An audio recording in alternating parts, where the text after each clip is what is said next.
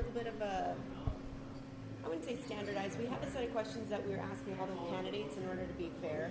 So Sure. we all have kind of the same type of questions that we're asking everybody. Sure. So if I'm looking down to ask you questions, that's why. Okay. Because we'll probably get on one track and then, anyways, so I'll probably just straight back to this. So first thing I was going to ask you is, where's your bus this time? Oh, the bus I used for, it's in the yard. Yeah? I actually have a much lower budget this time for running. And I also have a lower capacity to take time off of work. In my old place of work, we had in our collective agreement the right to take up to 90 days of leave, and I utilized that so I could use my vehicle as advertising. This time around, I can only rely on the Elections Act legislation, which allows me to take work time off once the writ has dropped, which isn't until April 11th. Right. And even then, we do have restrictions for spending that are, as a party, a lot more strict and decided by the party, as opposed to when I ran as an individual for city council. I could spend whatever I wanted. Right, so this time it's probably going to stay parked. Yes. Yeah, other than for camping. We already went camping up to Adams Lake last week. Yeah. How do you camp in a bus? Oh, it's fully camperized. Have you taken out all the seats and everything? Yeah, it was mostly done when we got it. It has a big furnace and hot water tank and running water, kitchen. It's great. Beds, bunks. Cool. Yeah, the kids love it. So you mentioned having a new job. Where do you work? I'm at the school district, driving the school bus now. Oh, cool. Yeah. So how long have you been doing that for? Since September. September? How's it going? Great. Yeah, I love it. Yeah. And then you mentioned family. What's kind of your family status, so to speak? I am married. Kids? Yeah, and my spouse and I have been married for a while. We had 3 kids together. Katie, who's 6, and Maria's 4, and Peter is 1. 1? Yeah. Oh, you must have your hands full. Yes. Yeah. But a cute age. Yeah. And so how old does that make you? We're asking everybody. Really old. Or really young. Well, I am actually 43. I'll turn 44 before the end of the month. Okay, cool. So, just a little bit of background. Are you from Kamloops? I know you've been involved with multiple things kind of around the city, the Labour Council. Kind of just give me a little bit about your background. Sure. My family's from Ontario, and when I was 6, they bought a business up in Barrie. And so we moved out here from Ontario. We kept the business until the late 80s. During that time, my mom took me and my sister into Kamloops so she could work as a nurse at an old age facility. Yeah. And I went to North Kamloops Elementary School until the Socard government closed a bunch of schools and demolished that one. So I was off to A.E. Perry Elementary and then to NorCam for my entire high school years. I graduated from NorCam and then started attending Caribou College, which became University Caribou. And you were studying journalism? No, initially I started a Bachelor of Arts degree in 91. I finished that in 97, and it was through UBC. Okay. That was how Caribou College issued degrees at that time. It had to be either through Simon Fraser, UBC, and I think possibly University of Victoria did it.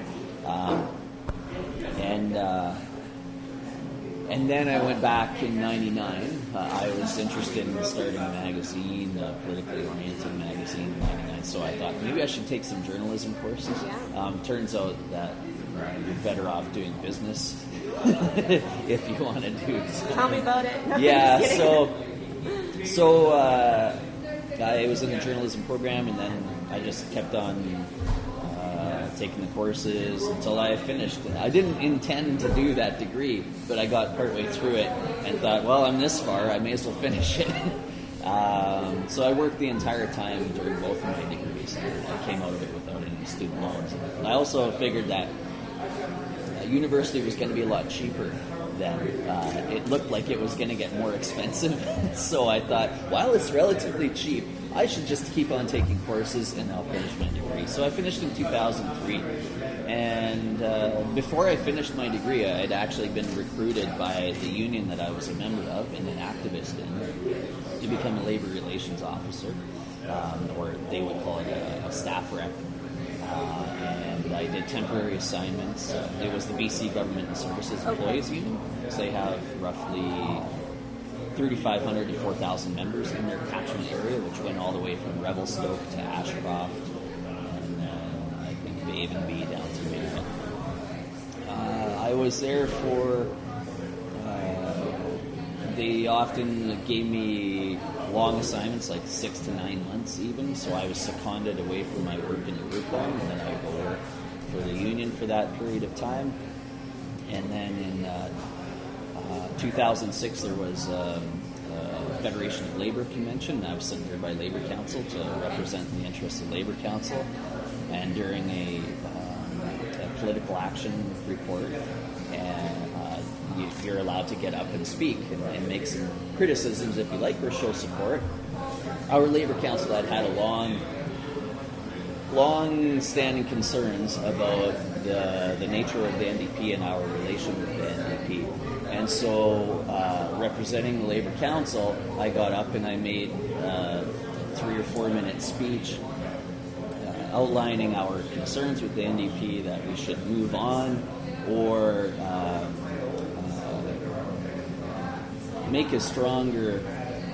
take a stronger position with the NDP and their failure to follow through on aggressive commitments. And at that time, their leader, Carol James, was also saying things like, we need to loosen our ties with big labor and strengthen our ties with the business community.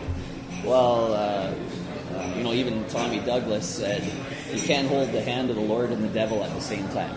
And so you have two competing interests there between the working class and the business class, and to say that you're just going to be able to leave one that funds all your campaigns and try to hold hands with the other, obviously there's going to be conflict, and the people that support you are going to be sacrificed for the people that you're trying to get support from. So I made that speech, I came back to work, and I was terminated from my job. Oh. So that... Why were you terminated? They said they're just not going to use me anymore. And I said, well, why? This is odd coincidence and timing. And they said, we're just not going to use you anymore. And so I had some conversations with my colleagues, and I found out that phone calls were made, and there was some people very upset about what I had said at that convention. And so a couple months went by. The assumption was you're just going to get a slap on the wrist, and we'll move on from this. And I had thought people would get upset within the BCGEU because I knew a lot of them were NDP supporters. In fact, all my colleagues were volunteers in the NDP. I was a member of the NDP at the time. But my obligation was to Labor Council and to represent their concerns at that convention. So after that, but I didn't expect, to have my job eliminated. I thought I may have some arguments with people, and in fact, my supervisor, his name is Jeff Fox, and he was the president of the BC NDP at the time. So he had a lot of sway. In fact, he was the director of field services, so he had direct control over my employment at the time. So I was rather surprised that I simply was just terminated. It resulted in a human rights complaint, and then we came to a settlement. I was allowed to return to work for a little while, but then it was still ultimately, because of the way their collective agreement was with the staff reps, they weren't obligated to ever bring me back. And so I went from being the most preferred staff rep to utilize to never having worked there again. And the only factor in my employer's decision to do that was that speech I made that day against the NDP. Interesting. Yeah. So after that, I went back to group home work, and then the facility I was working in was closed, partly through funding cuts, and then I became a stay-at-home dad for a bit, and then I got my Class 2 license because I had hung out with my brother, who's a long-haul truck driver, and he said, "Oh, you'd probably enjoy it. I don't like being on the road away from home, but I could work in the city." So I got work at First Transit, which is the contractor for the Kamloops transit system. Right. And then I became a stay-at-home dad again because the work schedule just did not match up with our family needs, and my wife was also working, so childcare didn't work out, and and then the kids were getting a little bit easier to deal with, and then I got work at the school district, which was actually my first choice to get employment at after I got my Class 2 license. And then, so you ran for city council In 2014, when I was still working at First Transit. and so that was unsuccessful, but this time around, how did you choose to go into, why are you running? Well, it depends how you measure your success, because one of the most right-wing city councilors at that time was Nellie Devon, who had frequently taken positions against public transit and these sorts of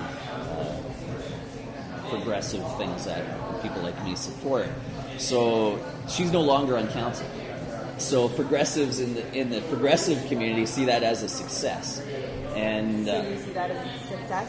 that is a success because I didn't think I had very good chances, but during an election period, you can hold people to account regarding their positions or their failure to take positions on other things. So myself and there were about 4 other really progressive candidates. None of us got elected, by the way. The really progressive candidates, none of us got elected. Who were the other ones that you're talking about? I'd say Glenn Thompson, Glenn Hilke,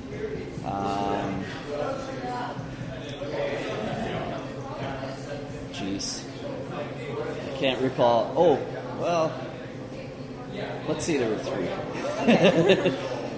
Those 2 I kept in touch with, and we spent a fair bit of time together. I guess Pierre Filicetti was fairly, but he wasn't running for council, he was running for mayor. Okay. And Adam Jensen, actually, is a fairly progressive guy. He was running for school trustee. So,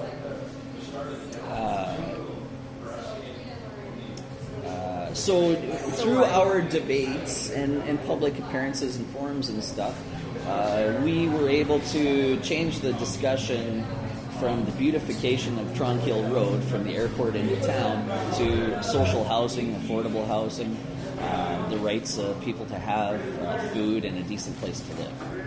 And I think if we didn't have a strong showing of progressive candidates, we would have been talking about the beautification of Tronquil Road, and there would have never once been a discussion about social housing or affordable housing or taking care of the folks who need mental health services in town. So in a way, we see that as a success, even though we lost. Yeah. But in the big picture, we're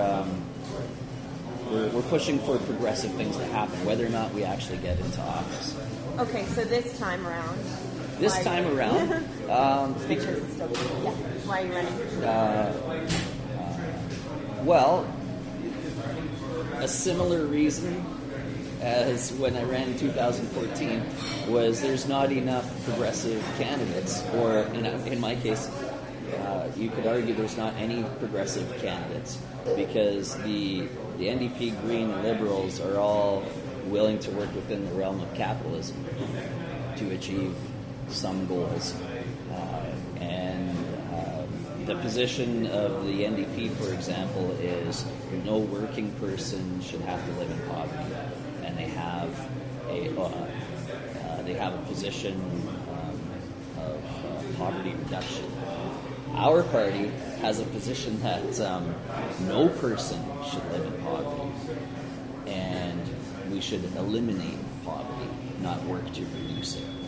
And that's a fundamental theoretical and philosophical difference between having a classless society with no exploitation of the working poor, or having societies where you will always have an element of your society that are impoverished and exploited. And so if we're going to push the envelope to a more progressive society, we need people running for office who present those progressive ideas. And so that's you. That's me. What do you offer that other candidates don't?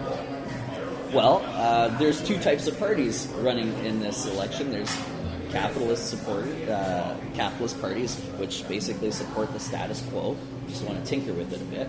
And then there's an anti-capitalist party, which is my party. So the Communist Party of BC. So, that's what I offer.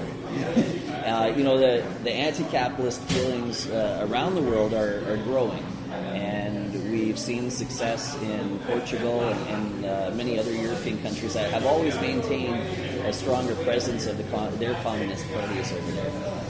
And subsequently, they've implemented far more progressive and beneficial public policies, beneficial to the working class, their own working classes.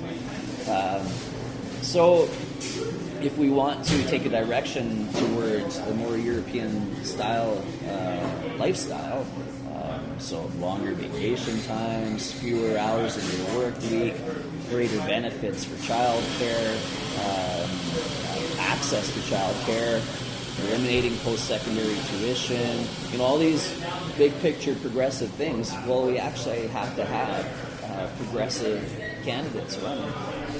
So do you think that there are some misconceptions about what it means, what communism means? I feel like maybe some people might have in their mind something from years before, or, some people might have something in their mind. Do you think that there are misconceptions? You talk about things like childcare and education, and some people might have a different image in their head. Do you think, have you come across people like that? Or? Oh, yeah. Well, there's... has that been part of what you have to face? Yeah, sure. The Western propaganda machine is very efficient in controlling the narrative about what's good in the world and what's bad in the world. So the sponsors and owners of corporate media have no interest in talking about the status quo in a negative way, because they're winning in the current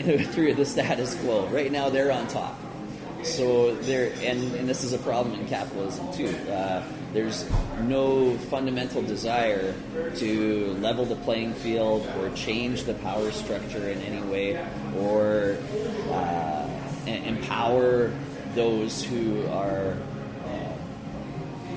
disenfranchised in our society. Because as long as there's those people who are exploited, there are people benefiting from that exploitation. Whether it's our indigenous communities who have been kicked off their land and then we go and exploit their land, lumber, mining, or simply the working person who is born into poverty and struggles through their entire life to get out of poverty, taking menial jobs, getting an education, but because they don't have the familial networks it takes to get into the better paying jobs, they often work in fields that they're overqualified for, and so they never really escape that lowest end of the socioeconomic status. Okay, so why do you think that your party is better positioned to lead BC? I guess I don't know if you would say that, because you kind of, I'm reading through your website, admitting that you don't have enough candidates to form government, maybe that question might not be relevant. Well, you have to start somewhere. So we're looking for decades. And which is another criticism we have of the other mainstream parties. They're usually, and the NDP's pretty guilty of this, of looking at 4-year election cycles. And as a professional party, the NDP, they're looking at how do we just win the next election. And it's kind of like they have a bunch of people with marketing degrees who have taken over the party.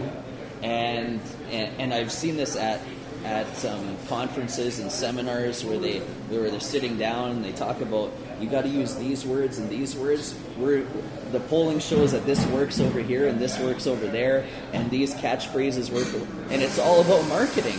And I found that myself and some of the older socialist members in the trade union movement found that really disheartening that we're not talking about some meaningful issues and how to reach people in a meaningful way. All we're doing is adopting Microsoft and Apple's techniques for selling something, and then figuring out how we're going to do that and trick as many people as we can into thinking that we're the best possible thing. So you're going to lead a different campaign? Yeah, well, that's a nice thing I like about our party. I can just be honest, right? The amount of control the main parties place over their candidates, it's really disheartening, because I've seen lots of good candidates. Probably the best candidates I've seen come through here have been NDP candidates, not get elected, and they could. They were progressive folks and could have very intelligently put forward a far more progressive position than what their party would allow for. So who are you talking about specifically? I think Michael Crawford and Bill Sundu probably would have been the best MPs Kamloops has ever seen, compared to who they were running against at that time. So even Brian Carroll would kind of leads into my next question. Yeah. Do you model yourself after any politician? Not really. Because every country is different, every community is different. We have different backgrounds, different strengths and weaknesses. There's some, and our environments are different, right? Like, we no longer have, people are, and I don't know if people ever were, really interested in listening to a 1 or 2 hour speech from a leader of any country. So we're stuck in trying to tweet out our platform policies, and this is actually making it far more harder to engage people on making fundamental change, because how do you talk about something with meaningful substance in 140 characters? Yeah. And then social media, especially Facebook, also takes us into operating in silos. So are you on social media? Oh yeah. Our club has had a Facebook page for years now, actually, and myself and Fiat Kloster have Twitter accounts. I only got the Twitter. I don't really like Twitter. I only got it because in 2014 I was advised, hey, this will really help you get stuff out. I don't know if it did. It's mostly just a media tool, I think. Replace the newswire. No. Well, I mean, it basically seems like it has. Now, except we all have access to the newswire, and we can all get on the newswire. Yeah, of course. Okay, so what is the most pressing issue facing Kamloops?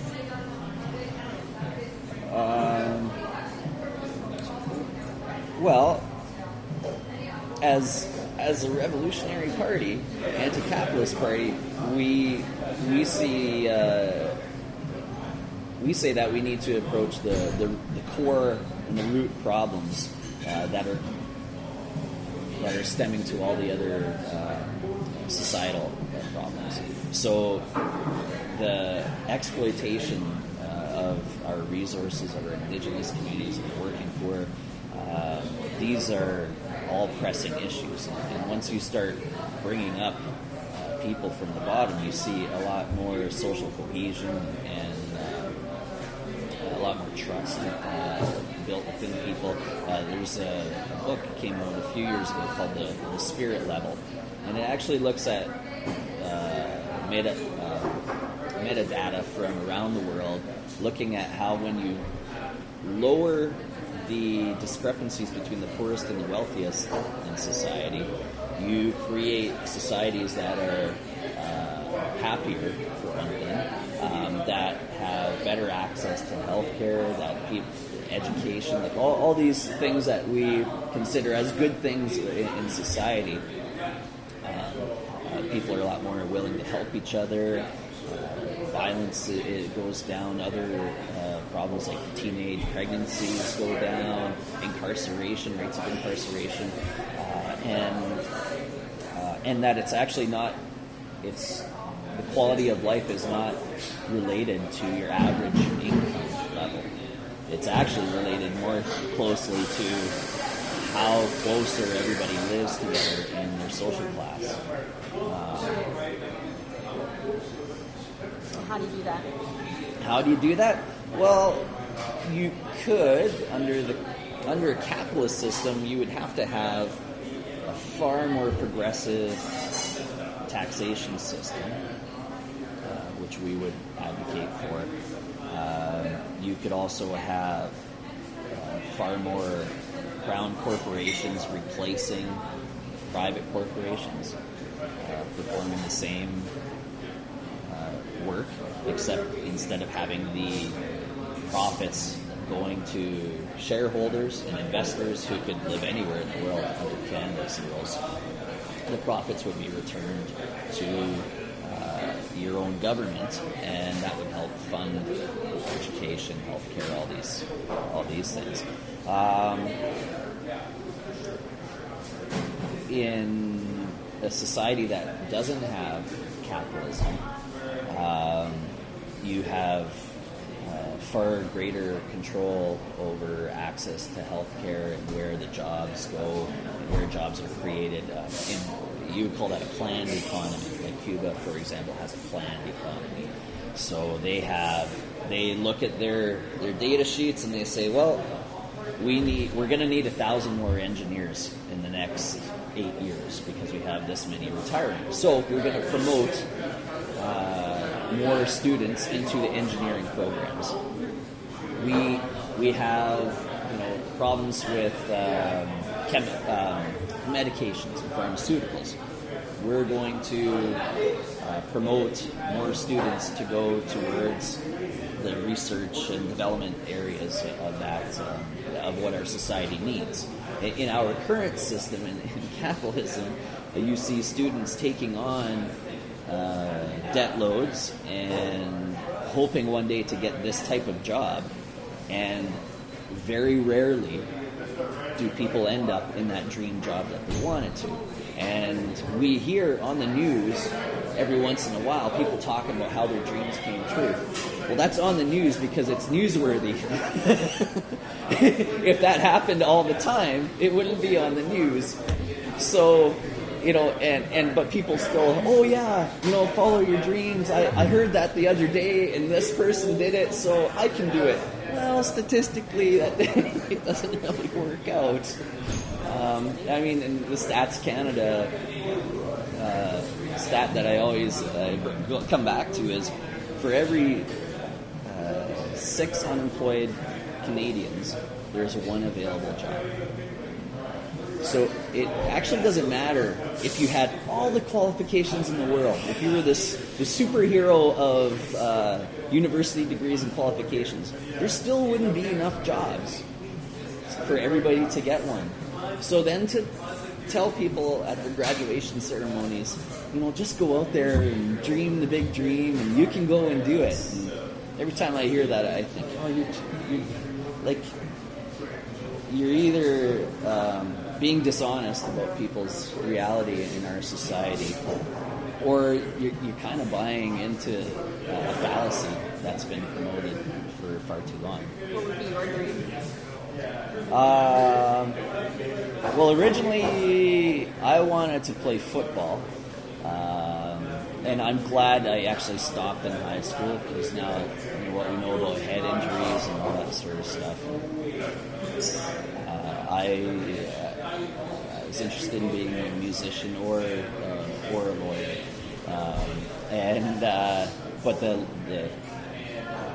I just didn't have the desire to spend so many years in university and then defend, like crooks and politicians, a bunch of people that I wouldn't be interested in, and being in that crowd, it wasn't for me.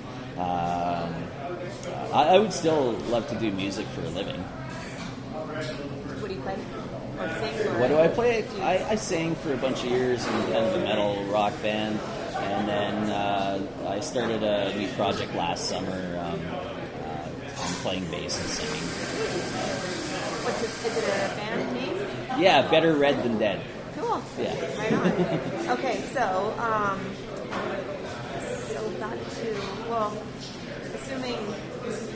with not enough candidates to form government, is there anything that you're hoping?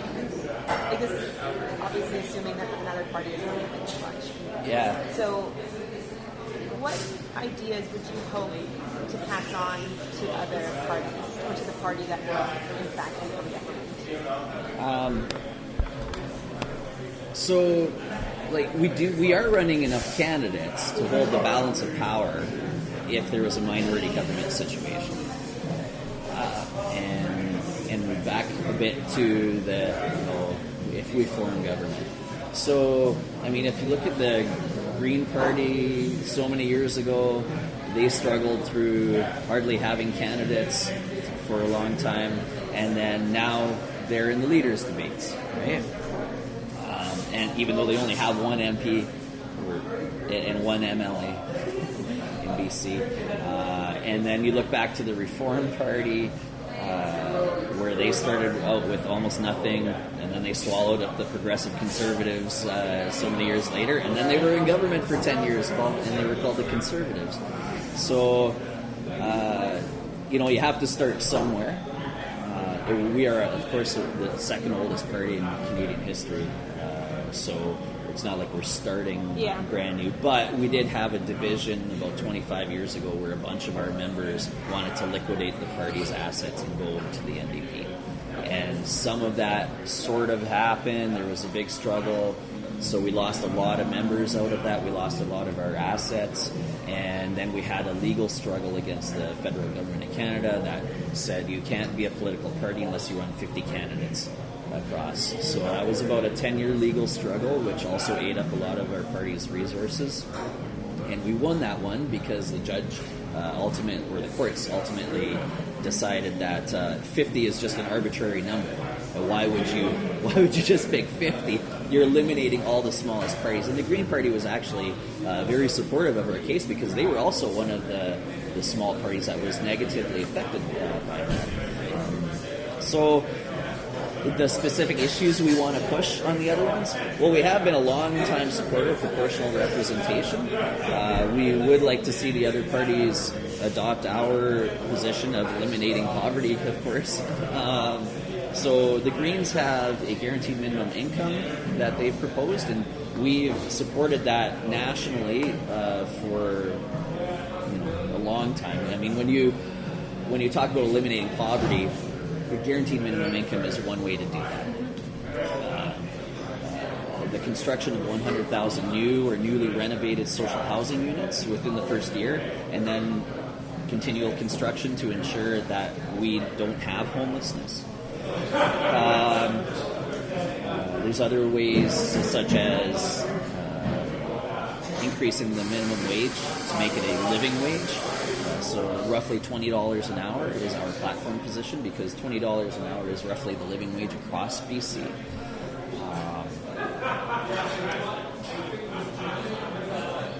Eliminating post-secondary tuition is another one that we support.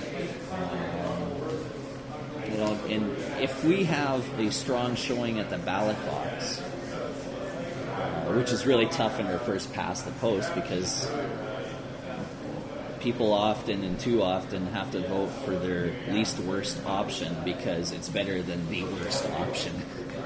And however, if the most progressive parties have a strong showing at the ballot box, it forces the other parties to take a closer look at where they're losing support to the more progressive parties. And this you can see this throughout Canadian history, especially at the federal level, 20s, 30s, 40s. The federal Liberals adopted a lot of the policies that the CCF and the Communist Party of Canada, which was also known as the Labour Progressive Party for a couple decades there, were advocating for things like a pension, unemployment insurance, universal health care, education, free education. So these are those were successes, even though we elected very few candidates during those years. You could see the sway of public desire to have those things in their society, and our success at the ballot box forcing the Liberals, and some political theorists would say, well, if you didn't have that progressive push, Canada would never have adopted those things. And in fact, the argument's made in most capitalist societies that when you had a strong alternative, which was socialism in the USSR, promoting all around the world a socialist future, and you had more than half the world's population belong to a socialist country of one or another, the Soviet Union and the China combined, that was a serious alternative to the capitalist countries. So they adopted a lot more, in a geopolitical perspective, they adopted a lot more of the progressive policies in order to say, look, capitalism can be humane too. We can offer this. You don't have to change the power structure. We can keep this here. Now, and since the downfall of the Soviet Union, and China has basically become kind of a state capitalist, they invited the American capitalists into their society and into their economy. Since that has happened, there's way less geopolitical pressure on the capitalist countries to maintain the progressive policies. And you could see it starting right in the 90s. The federal government eliminated their social housing ministry, the whole ministry, and said, it's going to be up to the provinces now. And provinces, well, they didn't really pick up the slack there. And so we've had an increase in homelessness ever since. And in the 80s, we had our first food banks showing up. And since then, the food banks have only grown, right? And we've had unfettered capitalism now, basically. Because Russia has been a capitalist country for 25 years. So our big political opponents, they're all capitalists too. So, that one American scholar wrote that book, The End of History, saying, we don't need to talk about what's best for the world anymore. We're all going to be liberal democracies, and the whole world is going to live peacefully and prosper together through liberal democracies under a capitalist system. Well, clearly that hasn't happened in the last 25 years through unfettered capitalism, and even countries that as powerful as China, they haven't adopted the principles of socialism that was promoted before World War I. So they never had a pension system, retirement age, access to health care. And this was actually part of the Tiananmen Square protests. Those students were there protesting against their government's decision to open up to capitalism and investment and maintain this and promote this hierarchical way of running their society. When those protesters left Tiananmen Square, they were singing the Internationale, which is the internationalist social anthem. They weren't protesting against socialism. They were protesting for more socialism, for the principles of socialism to be implemented. And the government there I'm not going to try to defend their actions in any way. They made different decisions on what was best for the state, and maybe they're playing the long game. Maybe they're still in the process of changing, because if you look at China before their communist revolution or Maoist revolution, they were an exploited people, invaded periodically by China, controlled by the United Kingdom at different times. You look back to the Opium Wars. They were an impoverished, powerless country. Since that time, they're arguably the most powerful economic state in the country. In the world. So maybe they're playing a 100-year game where the rest of the socialist and communist activists around the world look at it and say, there's still so much exploitation in China. This is terrible. And they're looking at it and saying, well, maybe one day we're all going to be communists. And then we can implement progressive change worldwide. But as it stands right now, we can't do it when capitalism is still on top. So first Kamloops and then the world. Well, the communist parties operate differently around the world and have different principles, and it's understood that in every country you have your own culture and you have your own history, and that you need to work within that. So China has a totally different history than what we have here. Russia had a totally different history. Cuba has a totally different history. North Korea is not even liked by China.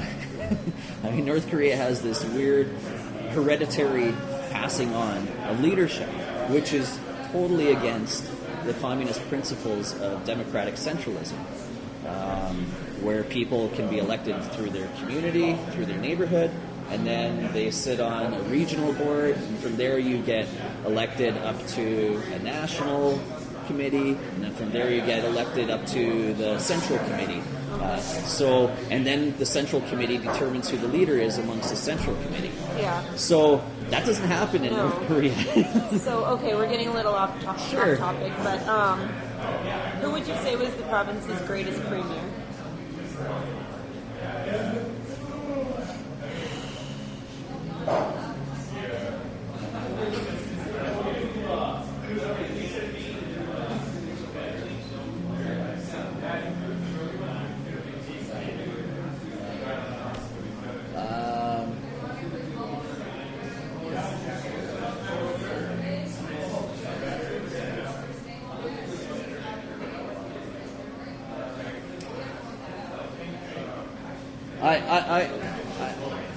I can't come up with one.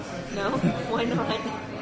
Well, I think the imposition of our parliamentary and European way of doing things is offensive to the indigenous people and their history here, and that we've overtaken the land and assumed that they didn't have great leaders, right? Our history books are literally whitewashed with the discussion about what's great and what's great about a leader. And I just don't know enough about the indigenous communities to sit here and say, oh, well, this European settler premier was the greatest leader that was ever here, because I'm sure there were many greater indigenous leaders throughout their history. And in fact, the demolition and destruction of the indigenous cultures and society across Canada was not accidental. You can go back to parliamentary speeches where they wanted to eliminate things like the potlatches because it was too much like socialism. Those were the words that politicians used 150 years ago. So fair enough, distinguishing leader from premier, but I did ask about the premier. Yeah. But you can't come up with it, that's fine. Well, premier is a fancy word for leader, governmental leader, and we had governments that existed here before. So I don't know all their names, but I pretty much guarantee that any not one of a number of Indigenous leaders was a better premier than any of the ones we've had. Is there a hobby or talent you have that most voters wouldn't know about?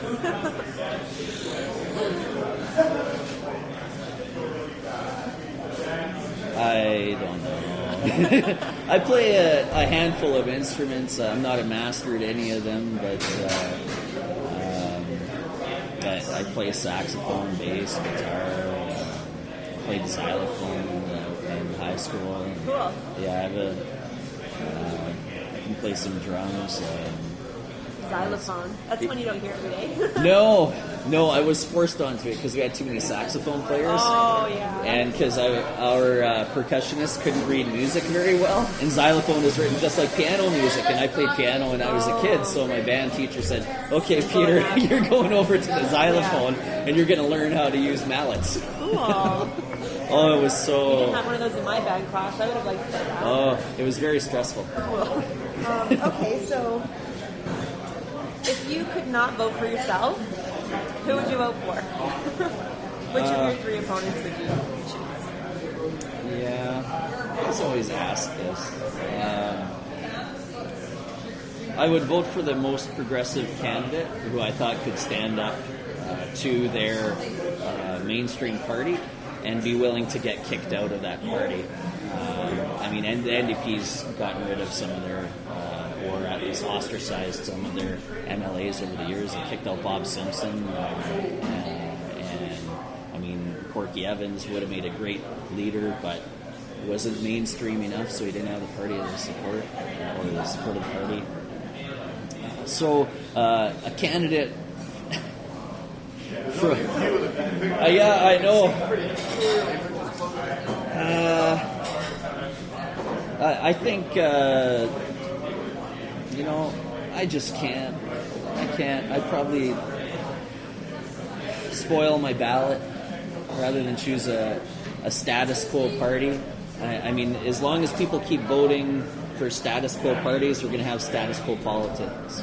And I would sooner spoil my ballot and indicate that I'm not satisfied with the status quo than to continue supporting status quo candidates.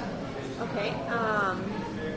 So was there anything, I think that kind of wraps up my questions, was there anything that you didn't talk about that you wanted to add, or anything else you think of?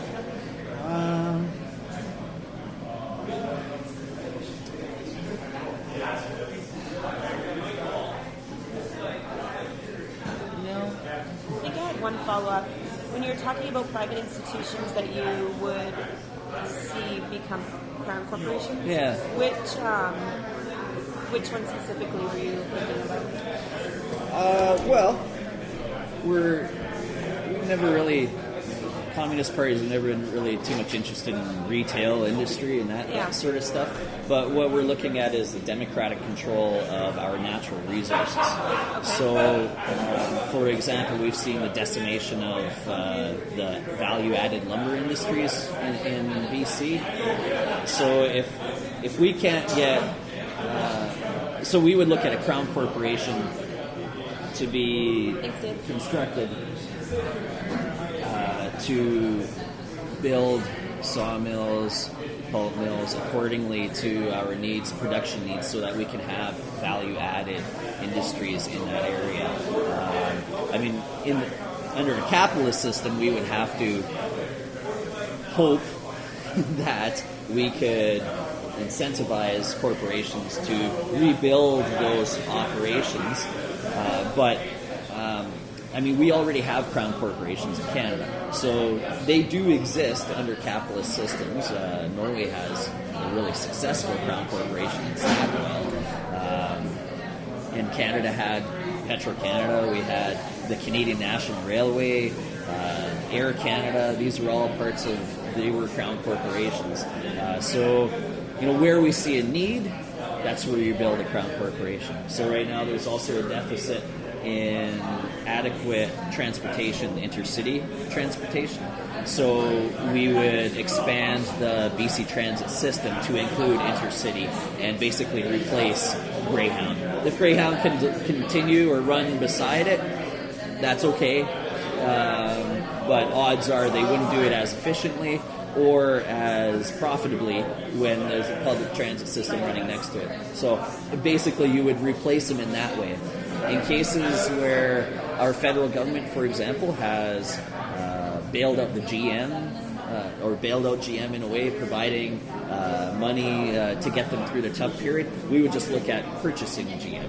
51% of the shares, the state becomes the major shareholder, and then that's democratic control, because your government is elected by the people, the government's deciding how that Crown Corporation is. So, what was my last question? The mine is probably the biggest one. The issue around here. I mean, the mining should be under the democratic control of the people.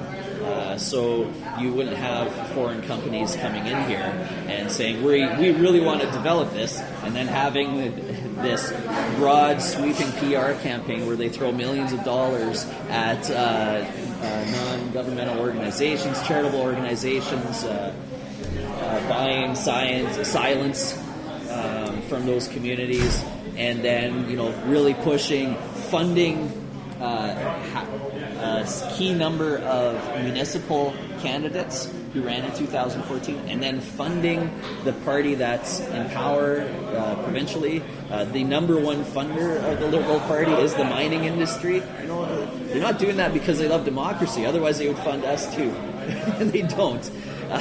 So taking away all of that foreign interference.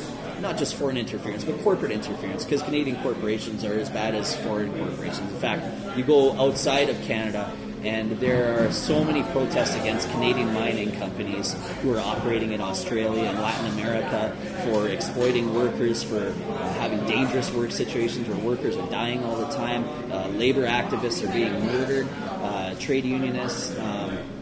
So, it's not like we have great corporations in Canada that are doing great things around the world. Canada is a pariah when it comes to our corporate, the ease at which corporations operate in Canada without any sense of humanity and social justice and dignity for people that work for them in poorer countries. So, undeniably, you want change. Yeah. So what kind of tempo what's the pulse in Kamloops? I assume you have, talked to people. What are you hearing from people? Are they wanting extreme change such as what you're proposing, or what's kind of the... Well, probably my years on Labour Council, where I was on the executive for over a decade and the president a couple of times, and other positions on there. That was probably my most effective way from hearing the concerns, because every monthly meeting you hear about what's happening on the floor at different work sites and what the concerns are through negotiations of collective agreements, what the trends are from employers pushing back on people, workers' desires. That's why I'm over at the Communist Party. We have adopted the most fundamental principles that ordinary working people want to see. They want to end homelessness. They want to end poverty and impoverishment. They want their kids to be able to go to university without having this huge debt load. They want their kids to be able to move out of their house. They want their kids to be able to afford to have their own children, right? So affordable daycare, unemployment insurance benefits that could see you taking care of your kids if you choose up to 3 years. Which is what they had under the Soviet bloc. In communist countries, you had 3 years parental leave, and then after that you had free childcare until they entered elementary school. All of that was provided for. So, a lot of these principles are what I've been hearing about for years on the ground. And it's, the other parties that once were claimed to be on the left, the NDP and the Greens, they're not really on the left anymore. And I'm not sure the Greens ever really were, other than on possibly on environmental issues. But their failure to advocate for those most progressive things is part of their failure at the ballot box, because the most progressive people that used to support the NDP are not as motivated to support them anymore. And they're waffling on the most progressive issues.